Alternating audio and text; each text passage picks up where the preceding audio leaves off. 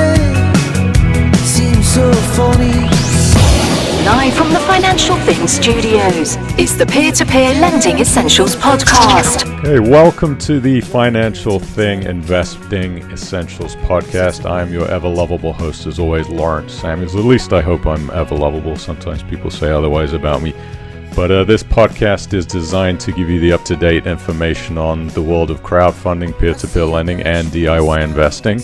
Today I have another special guest for you, which I'm very excited about. As always, I have David Bradley Ward from Ablrate, which is a company that I've been keeping a real eye on for the last, I would say, a couple of years. They have a very interesting niche in the peer-to-peer lending sector, and I wanted to give David a chance to come on and tell you what he's doing and what Ablrate is all about. So thanks for joining us today, David. How are you today? I'm all good, yes. Very good to be here. Thanks a lot. And you said you're based in Henley-on-Thames, is that correct? Henley-on-Thames, yes, just on the 8th tee of a golf course. So it's very nice. Not that I get to see much of it, but yes, it's a lovely part of the world. And we share a little bit of a northern connection. Me being a Grimsby boy, and you said from Whitby. When did you move away from Whitby? Oh, I joined the Royal Air Force when I was 17, so it's been a long time. But Grimsby's, you're still a southerner being in Grimsby, though. I take it you've been to Skegness before, correct? I have been to Skegness, yes. Okay. That's my claim to fame, is having grown up in the summer times. My dad had a retail shop in Skegness, so we used to spend the summers there, and it was always a joke, to people in Grimsby about Skeggy. Well, I think you're not a true northerner unless you've holidayed in Skegness. Do you remember the Mods and the Rockers? I do indeed, yes. That brings you back a little bit.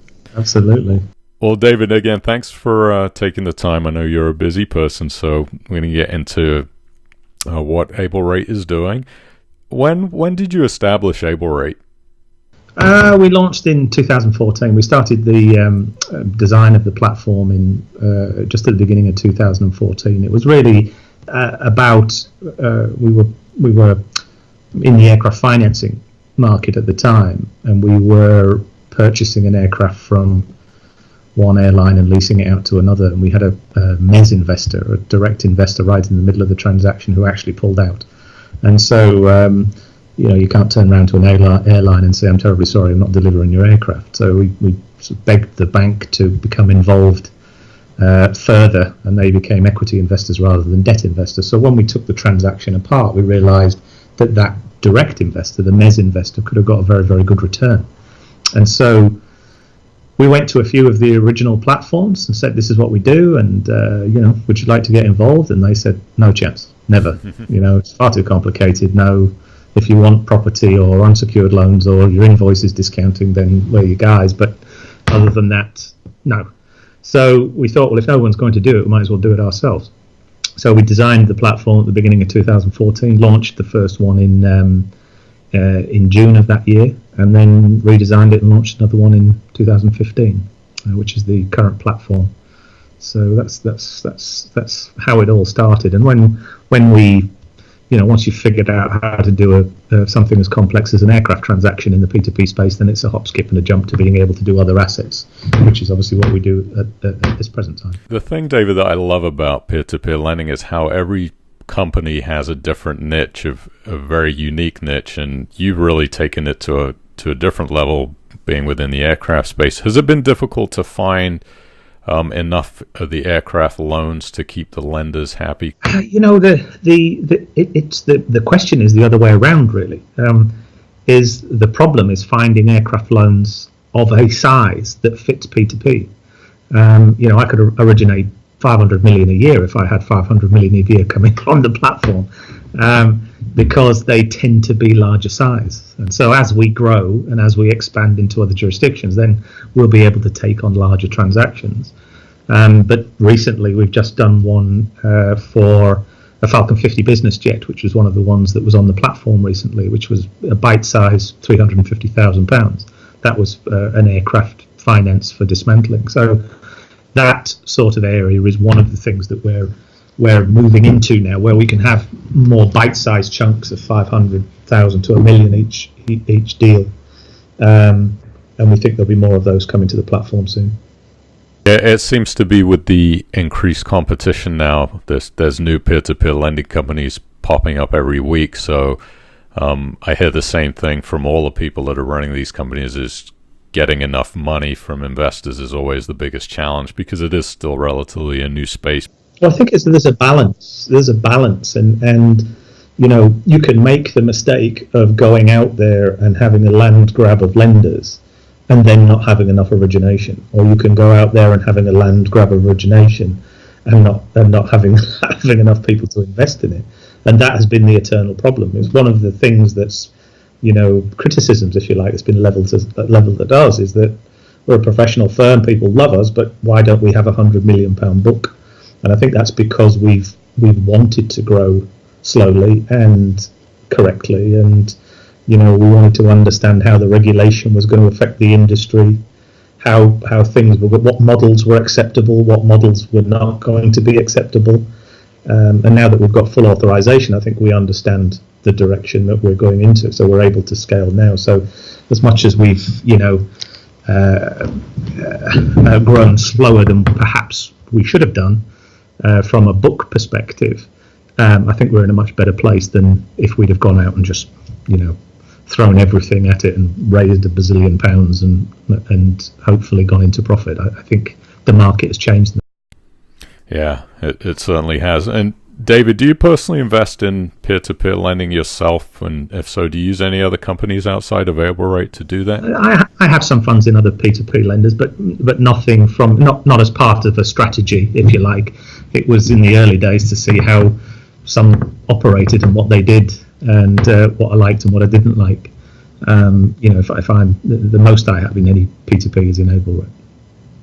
Well, that would make sense. That tends to be the same answer from every company CEO. Is I invest in my own company, but do a little spying on what the other people are up to, which that's pretty normal.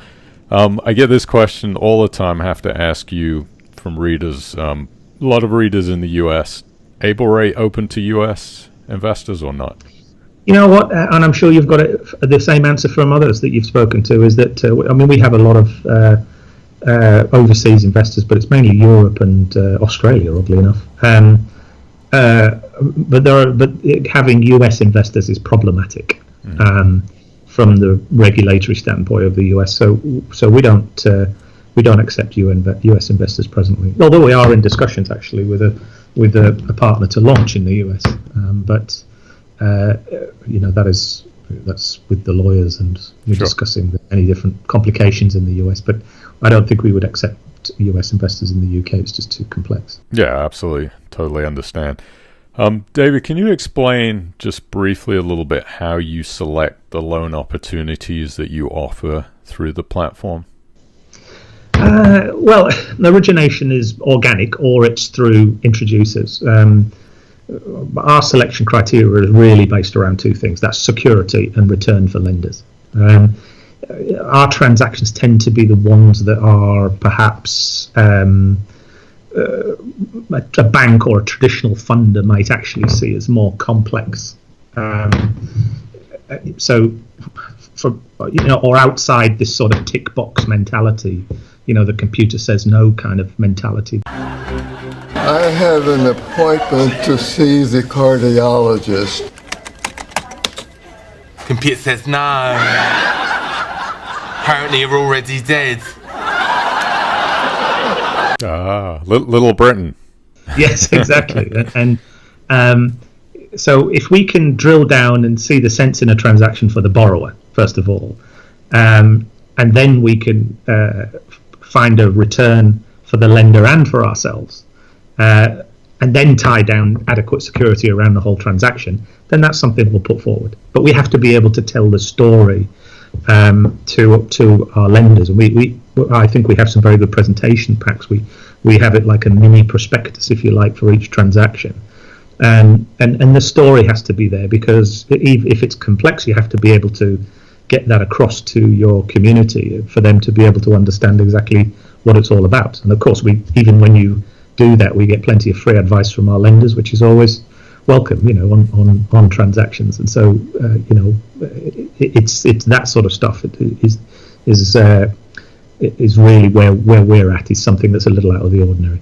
It's nice that you accept feedback too. I think it's very helpful to get the lender's input, and sometimes they do have a lot of experience having done it for a little while.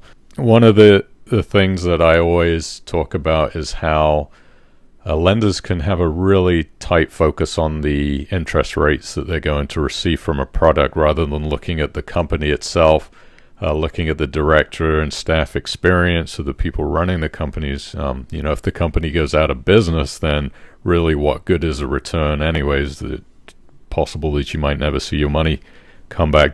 I think that's a big problem at the moment with people focusing so much on the lender return rates. What are your thoughts on that? I think the experience, of course, is very important, but there were plenty of experienced people running the banks in 2007 and 2008. So it's not the be all and end all. I think ultimately the product has to be right, and what you're presenting to investors needs to be correct.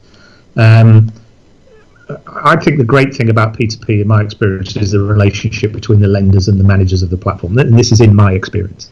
I speak to at least one customer a day, and I think if you're not open to communicating with lenders, I think you lose perspective, and you run the danger of just becoming another faceless finance company, where the focus actually is on the loan and the product offering only. I think there's a sort of symbiosis, I think, between your lenders in this market, between your lenders and the platform managers, because you can put together a presentation, like I said earlier, and then you get plenty of free advice for stuff you've done wrong, or stuff they would have preferred to have had explained better, or whatever. So you're always learning, and if you don't, if you're not giving feedback if you're not learning from that feedback and speaking to your investors, then I think you do have an issue. So it's a bit of a two-way street. I think, yes, the loan product, people have got to understand the risk in the products. They've got to understand that it is a good product, and they've got to trust that the people that are managing the platforms, have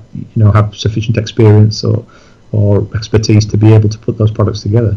As far as default handling goes, I think that's where a company really shines, is when things don't go well and they have to call in a defaulted loan. Some platforms handle it very differently.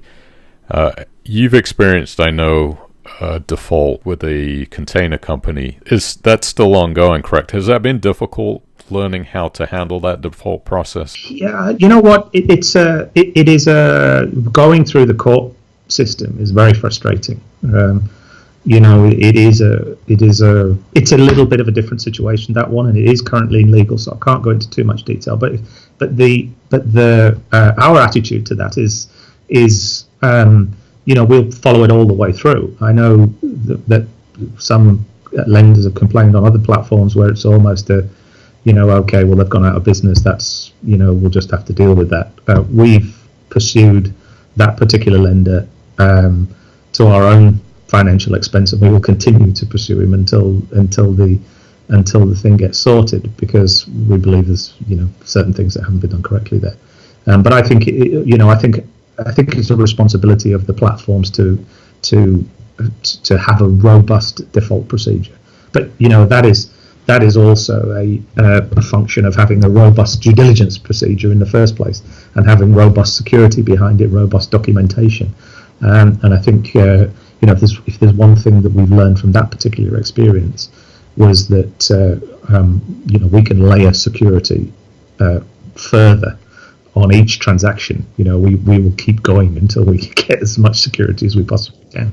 I always find it a little bit fascinating with the way that the default process works, and it almost scares me a little bit when a company hasn't had any defaults, because I really want to see how they're able to handle that situation when it occurs. So I almost like to see a default and see how a company handles that. It just gives a little bit more comfort. And I think it's a sensible way of going about things. I think there's a lot of things with P2P platforms that need testing because it's so young. So we won't know for some time as to whose procedures are best and who aren't. And whether the FCA have got it right or wrong on the way that they regulate it. Only time will tell. Yeah, Absolutely. Well, hopefully you won't experience too many defaults. Yeah, hopefully. I took a lot, David, on the website about company failure being, I believe, one of the biggest risks that lenders face. If the company fails, very difficult to know what happens from there, even though trusts are in place. And they also talk about, a company needing to become profitable at some point. Is Ablrate actually a profitable company at the moment? And if not, when would they become? Well, you have cumulative losses, as any company would that's 3 years old or 4 years old, whatever we are at the moment. Although it's minute in comparison to some other platforms. But I think this year we'll make a profit. We have a very solid recurring revenue stream, and we have fabulous shareholder support if it's required. But we haven't, we haven't needed too much outside support over the period, and we've concentrated really on keeping overheads down. And we have a small team. We made the decision not to have any sort of major expansion until after authorization, which we achieved at the end of March.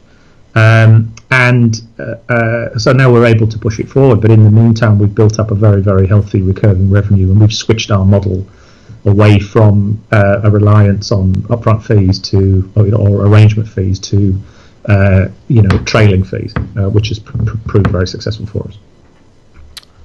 Okay, so you saying that you expect you'll become profitable actually in 2017? Yeah, our financial year is August to May.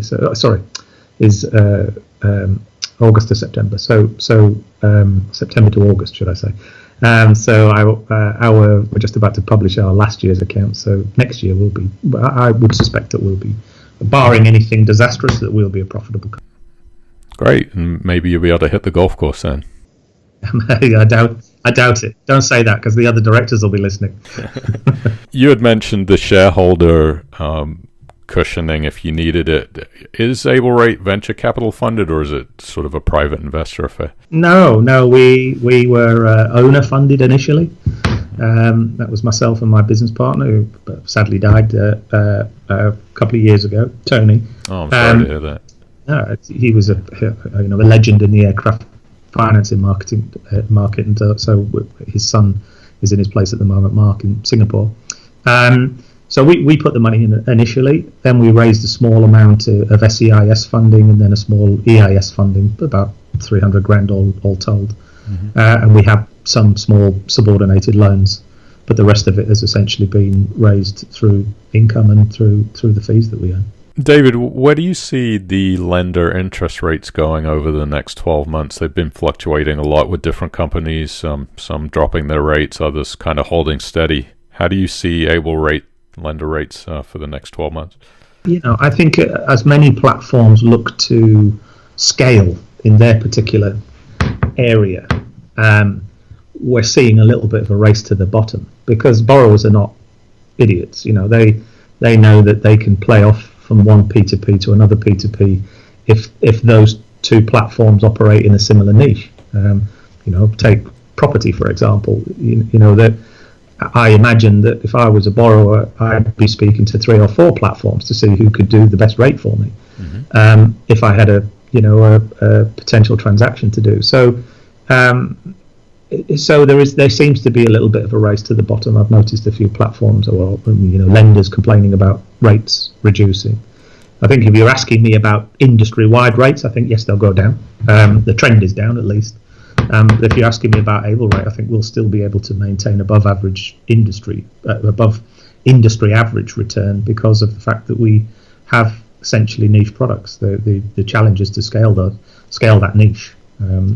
But we'll probably add products that may compete with other platforms in that respect. But I think it's our job to maintain good returns for lenders and a fair rate for borrowers. Peer-to-peer company is really two different facets, David. You've got the tech side and you've got the finance side. I'm sure the tech side is not easy to deal with. Has this been a large challenge and financial expense for Ablrate, the tech side of things? Initially, yes. I mean, we took the decision to build a totally bespoke platform rather than have any kind of white label or any pre-built platform. And so we've actually launched 2 platforms. One was launched it was the first platform that was launched in June 14, which was on the PHP coding. And then we decided that if we were to scale and we were to provide more analytical tools, which is some of the things that we want to be able to do, then we had to be on .NET, where you can just plug in parts of the architecture of the site. So it was an expense, and we spent quite a lot of money on that. But now it's all calmed down. We have an in-house team, which is no strain on finances, and we add to the platform. We're adding stuff all the time as we get lender feedback. As we have a big long list of things that we want to bring as new products. But you're always having some sort of interaction with the technology. One of my criticisms of Ablrate has always been its secondary market. I find it very, very difficult. It's very simple when you actually look at it, but it appears from the outset as a rather difficult secondary market. What was your reasoning for doing your secondary market like that? Well, that's a great question, because I think we shouldn't call it a secondary market. I think we should call it the Marmite market, because you either love it or you do hate it. It is that polarized. Yeah.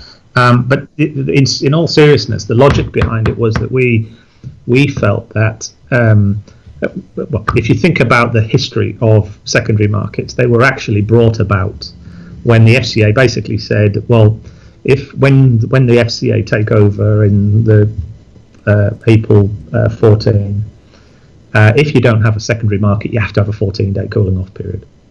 Well, that would have pretty much stepped on most people's business model. Yep. And so people threw a secondary market in, and it became an afterthought. And when we were looking at it, a lot of us come from a finance background, so we were looking at it and saying, well, if we can actually create a real market, an actual proper two-way market with bids and offers, then we can increase the liquidity in the space. And if we can increase the liquidity, then individual lenders don't need to be afraid of being in loans beyond the time period.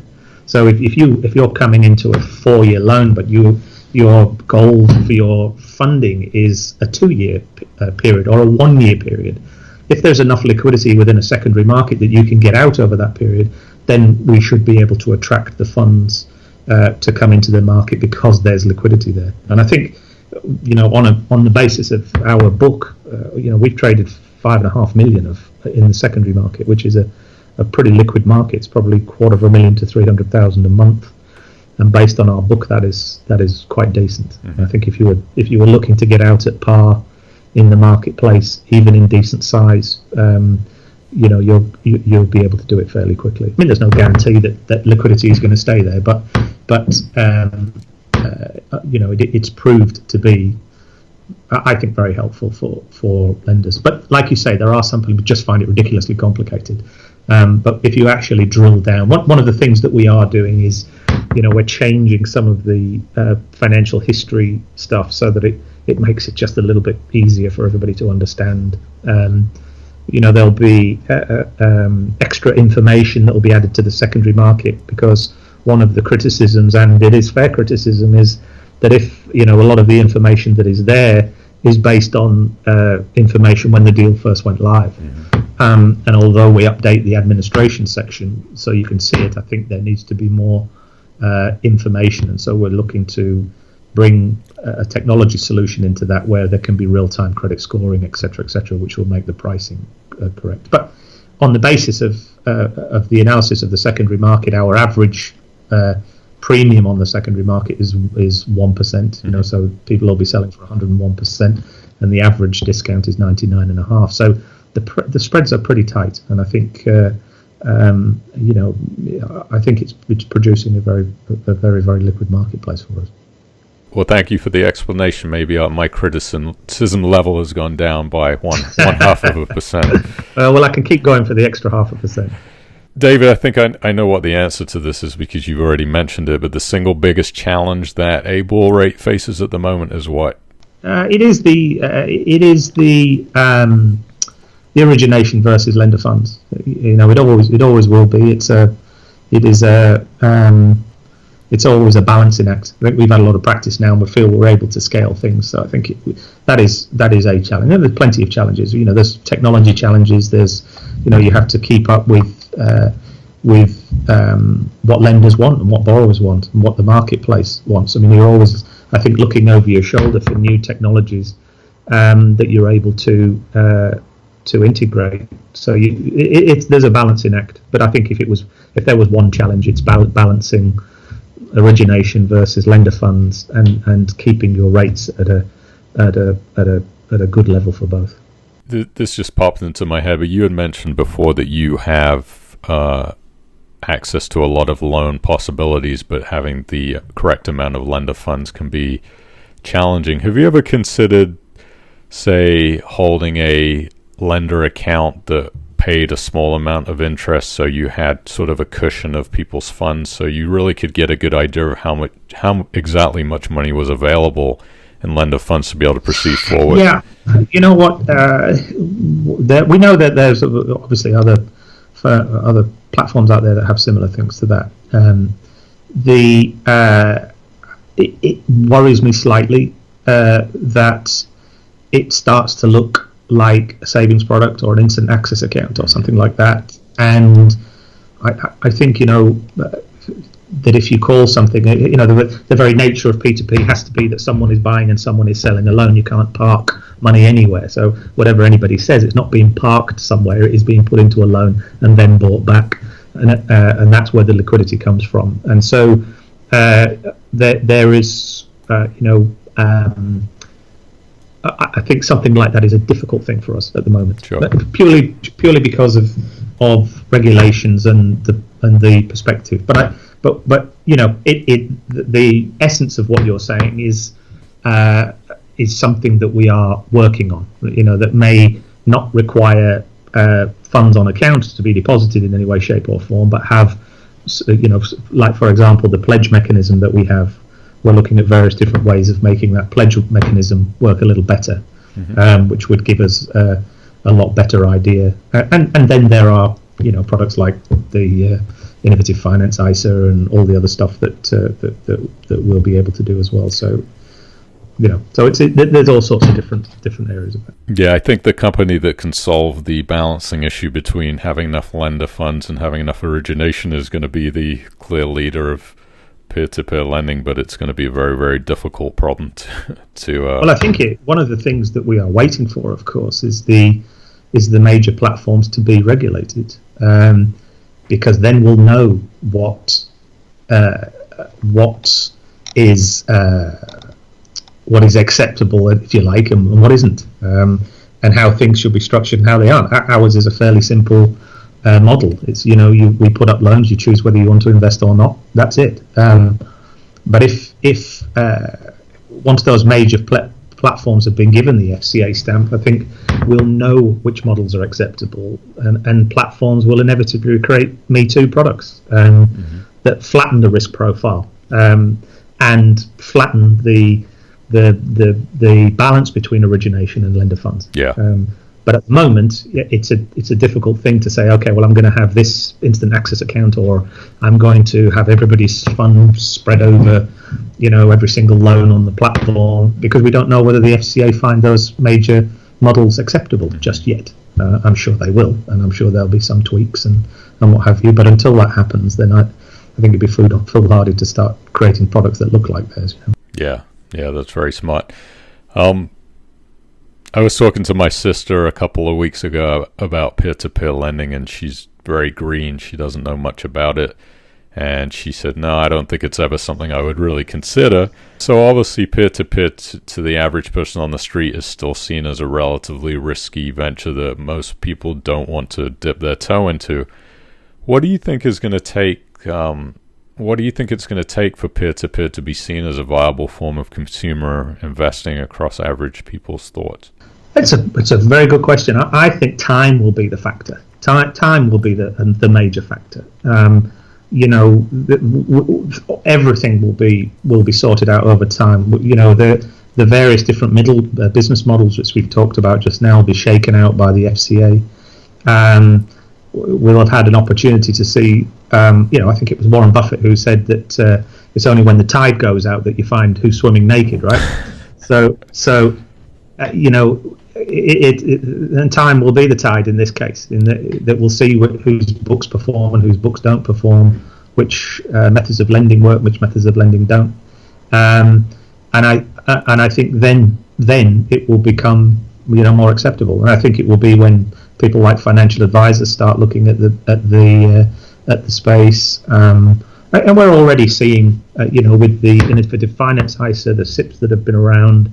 There are various different products being created around it. So I think it will be, but it is a time factor, and I think that's a good thing. I think there are lots of innovations to be seen in this particular marketplace, and I don't think it is for everybody. I really don't. I think it's like the stock market. If you don't know anything about the stock market, you've got no business investing there. Mm-hmm. So it's a similar thing, I think. And I don't think that the pure P2P or online lending is for everybody. Right? There's always going to be an element of risk averse, or that's why funds exist. Otherwise everybody would be investing directly in the stock market. So I think it's a similar thing with P2P. I think you have to understand the risks. You have to educate yourself, and decide whether it is for you. Yeah. And I love, David, that you talk about the fact of knowing what you're investing in. I write about that on the website a lot in respect to people who use financial advisors. I'm not a fan of financial advisors. They probably don't like me at all. But the reason why I'm not a fan is because I ask people, do you know what you're invested in? And a lot of the times they say, no, I have no idea. The financial advisor takes care of that. And I think that's a huge mistake. I think that people should know what they're invested in. And I think that's important with peer-to-peer lending, that you know exactly what you're getting into. Well, I do think there has been a sea change in investing after the sort of 2007, 2008 situation, in that people are now realizing that perhaps some of the experts they thought were experts weren't necessarily experts. Mm-hmm. And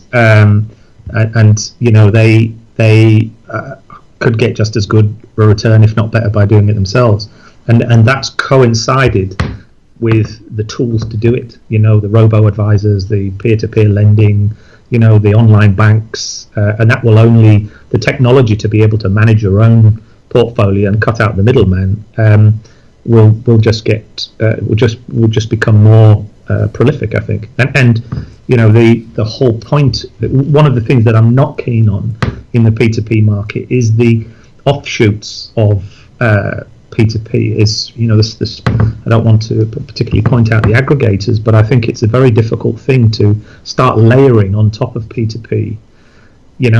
Fund managers and advisors and all this sort of stuff, when the whole idea was of P2P was to disintermediate, right? Yeah. And was for to have that direct relationship. So I think if you're layering on top of P2P, then unless you're adding value at some stage, with analysis tools perhaps or that kind of stuff, then I think it's just the same thing that we had with fund management, is that it's the emperor's clothes. You've got some guy who has a great CV and super experience, and says, I can invest your money better than you can, and for that I'll charge you a 2% fee a year. And I think that perhaps isn't. It's going to be for some people who are perhaps time poor, and they can't be bothered to get involved directly, and that's fantastic, and I've got no problem with that. Mm-hmm. But I think the essence of peer-to-peer is more direct, where they get more directly involved with the platforms, directly involved with the loans. These are all supposed to be bilateral loans where it's a direct loan between you and the borrower. The platforms are really the facilitators. So I think that is that's where it's going. I'm hoping that the industry will just create more and more tools where individuals can deal with things themselves, mm-hmm. rather than have to layer 5 advisors on top, and we're all getting a cut. Excellent advice. It's something that I'm very, very passionate about. Is how expensive just even a 0.5% a management fee can be on a portfolio over the period of 20, 30, 40 years, and people don't realize just how devastating those fees can really add up to be. So I like the fact that you talk about that. You scored some extra points in my book, David. Well, speaking about that. That's good. This is where I'm going to ask you to step onto the objective horse. Be very unbiased. We're talking about risk. It's something that's always prevalent in peer-to-peer. On a scale of 1 to 10, 1 being the least risky, 10 being the most risky, where do you place Ablrate in general within the peer-to-peer sector on the risk scale? Well, I think I'm a Yorkshireman, so you know from personal experience that we like what we say and we say what we like. But I'm going to have to be a bit fluffy on this. I think it's so that the alternative finance sector is so broad these days that only time will tell. Ask me in 5 years' time, and we'll know whose book was solid and whose wasn't. And so to look at the sector as a whole and say, where do you think we fall? I personally think our loans are, on a risk-adjusted return basis, are straight ahead of a lot of other platforms. But you could have another CEO tomorrow saying that David Bradley Ward just talks nonsense because our loans are the greatest ones in the world. And so I think it's very difficult, in all seriousness, to be able to say, well, this is where we sit, because there is. I don't know how other companies have their structures. I don't know what their procedures are. I think, from our perspective, we aim to be very well secured, good transactions. But to score as 1 out of 10, I think would be a tough call for me. Put it this way: I don't think we're a 1. Right, right. That's about what I'll concede. Okay. Well, thank you for not answering a 1. I appreciate that, because that would be the natural tendency to say, we're very, very low risk. But we'll put a TBD on there, to be determined. Absolutely. See how things go. I'll see you in 5 years' time. Yeah, we'll speak again about that. David, you have an imaginary best friend. Okay, his name is Tom. Tom wants to get into peer-to-peer lending. He doesn't know much about it. He knows a little bit about what he's read, and he's got a liquid net worth. And he comes to you, David, as somebody who runs a peer-to-peer company, and says, what do you think is a normal amount of money that I should consider of my liquid net worth investing in peer-to-peer lending? What advice would you give your imaginary friend Tom about that? It's a good question, but I'm not a financial advisor. I think there are, everybody's circumstances are different. I would say this, however, that anybody contemplating any investment should look at how it fits in with their financial goals, their risk appetite, their experience, and their knowledge. And I think if you take that as a watchword, right, online lending is just another tool at your disposal. But like everything else, you've got to educate yourself on the risks. It's not a savings product. I hate it when I see it being advertised, or not necessarily advertised these days, but where the underlying thrust of it, that this is better than your savings thing, without explaining that it is the risks, and we are heavy on explaining the risks within our platform. And so I think if Tom came to me, I'd say, you know what, Tom, you got to make your own mind up.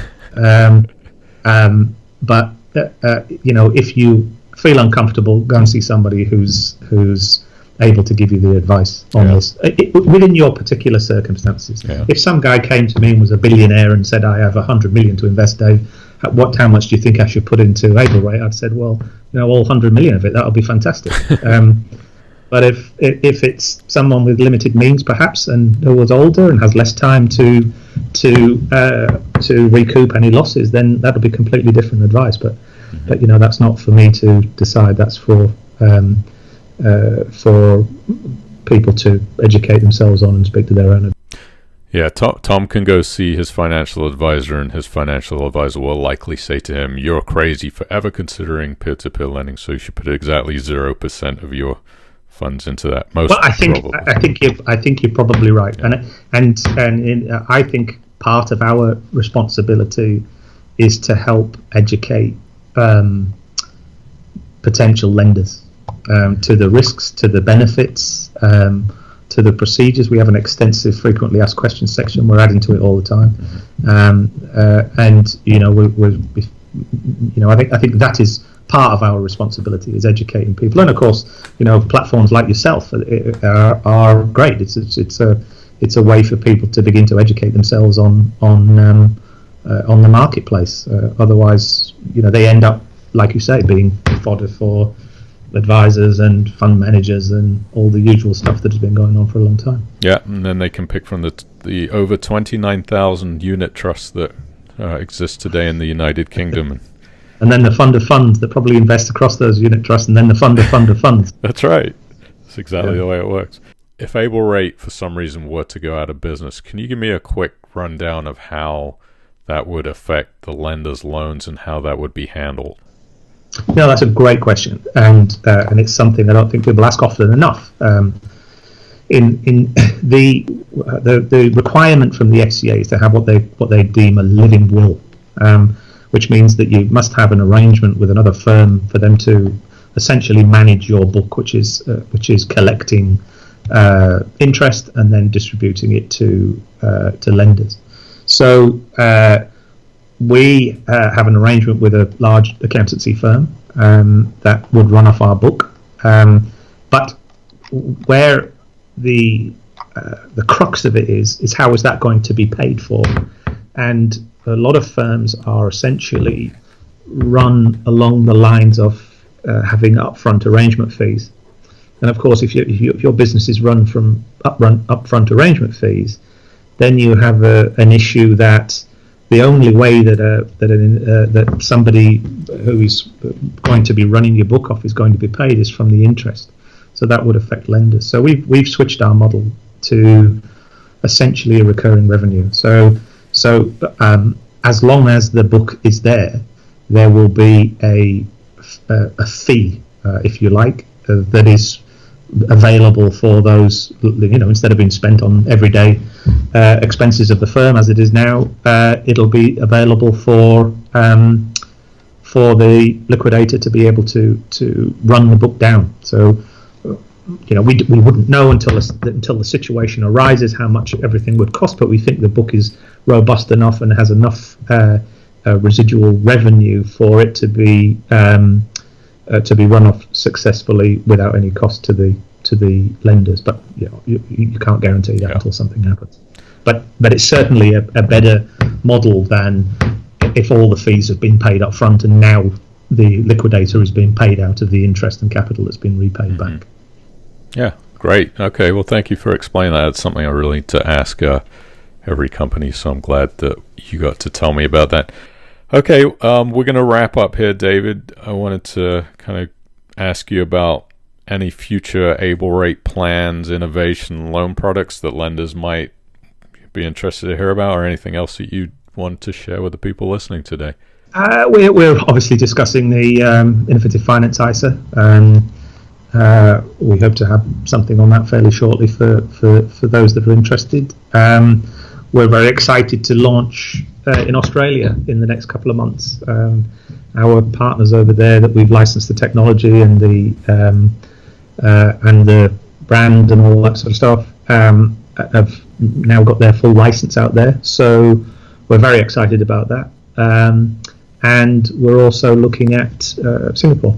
So it's an exciting year for us. I think for our community, it is the fact that we're going to have more and more origination this year, and we've grown 800% in the last 9 months, and I think we'll be able to top that again this year.